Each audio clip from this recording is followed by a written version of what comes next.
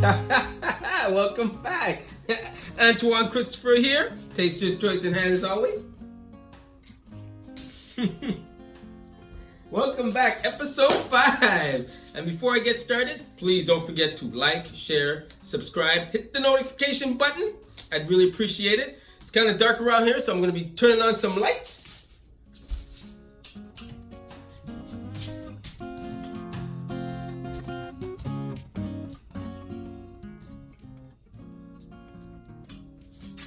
All right, just to let you know, I got a really good thing I'm excited about to tell you guys. So if I get 1,000 subscribers, 1,000 subscriber is gonna get an Antoine G clay print of this, which will be on canvas, which you're gonna love.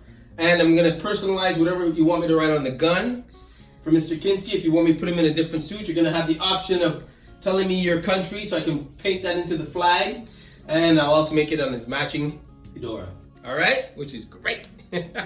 Okay, so before I get even started, thank you so much for everything. And this is episode 5, and man, the question comes from Marco from Italy. I can't even believe I reached out there, but I'm happy, very happy.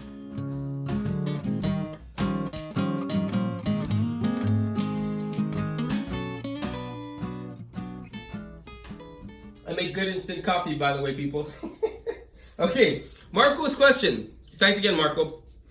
How important is lighting in art? For me, lighting is very important. Lighting tells the story. Lighting tells the mood. Pretty much tells everything. I know when movie directors are doing it, they use lighting to convey certain things. Horror movies have different lighting.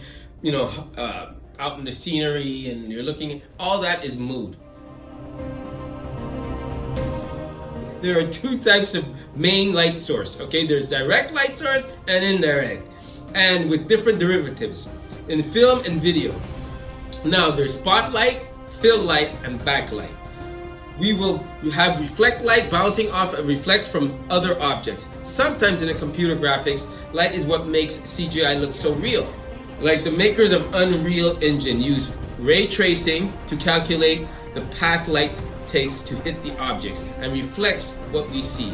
Check them out. I'll have the link in the description below. Also check out NVIDIA with their new graphic cards which help with real-time ray tracing engine.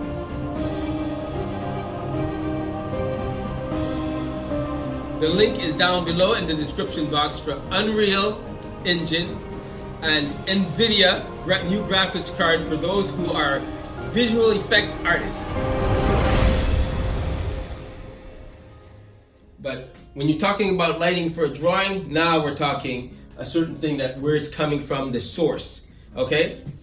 Now there's direct light, indirect, cast shadows and all that, but I'm going to tell you how important it is for this particular drawing, and also how I managed to do it for Alex Bouillet here, who this is one of his staple looks. He has his warrior mask, and you should check him out. He's really good. His song is Warrior Song, which is excellent. Love it. Very motivational. So he's great. So this was something I did for him, which I'm very proud of. So back to lighting. As you can see when I was doing this little guy, now you can see I have colors in the building, and I'm choosing the lighting as I go along, because like I said, it's a cartoon. I'm creating it, I'm developing it, and I know the light source is coming from here, the brightest light. I put a little bit of the shadow coming down here. Since it's the brightest, is his own shadow is going to be along here. As you can see, it's darker. The building is going to give me another darker light, and right here, back here, this little break here is going to be where the sun's coming through the buildings, and then it's going to be dark again over here. Okay, so when you're drawing, pay attention to all this. Okay, because when you pay attention to the lighting and where it's coming from, it'll show you if it's round. People need to know, why is it bright in this area? Why is it dull in this area? What do you want to make pop? What do you want to make flat? Okay, so that's why lighting is also very important. I really go into it when I'm drawing, and most artists just, you're looking at a still life and you're like, okay, this is bright, okay, that's bright, and you can see it from the still life because it's in front of you, right? So you know what's reflecting off the apple, banana, whatever you're drawing, even someone's face. But for me, when I'm drawing it, I like to go, okay, do I want that little cheek area really bright? Like it's nice and dull. I like the way the light hits it, but do I want to emphasize it? Do I want to bring it out more? So I pay just as much attention to detail from me in the lighting as I do for just basic what I'm seeing in front of me. So, once again, here we go. So, Alex Bouye, his face was, this, even though this is a very close-up of his face, right? The light source, you could tell, was from up here, because this is an actual album cover, CD cover, I should say. The light source was up here, and boom.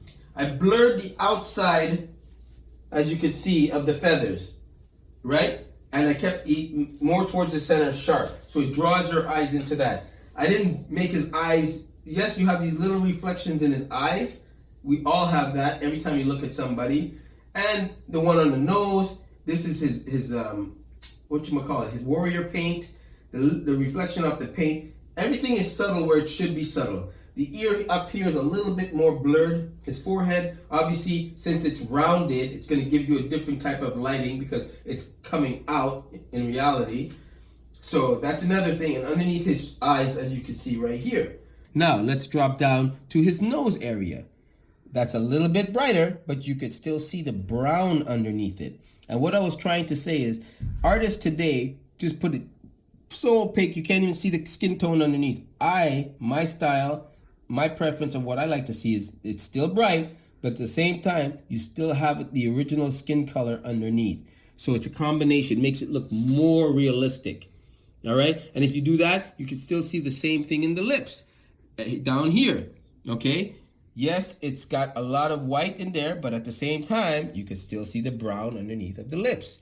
Everything, so when I draw, I pay very close attention to keeping the original color underneath, all right? The original color underneath coming through.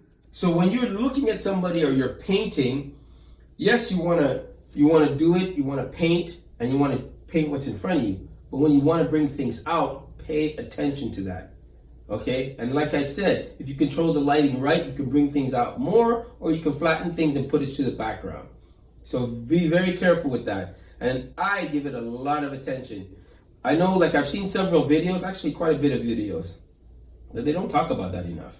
I find that they teach you how to do it, they teach you how to paint, they teach you how to draw and all that, but they just say, well, you know, you put this, and not to knock them because everybody has their own style, but I would like you to pay more attention to the color, put it this way, the color of the paint you're using, let's say it's a flesh tone.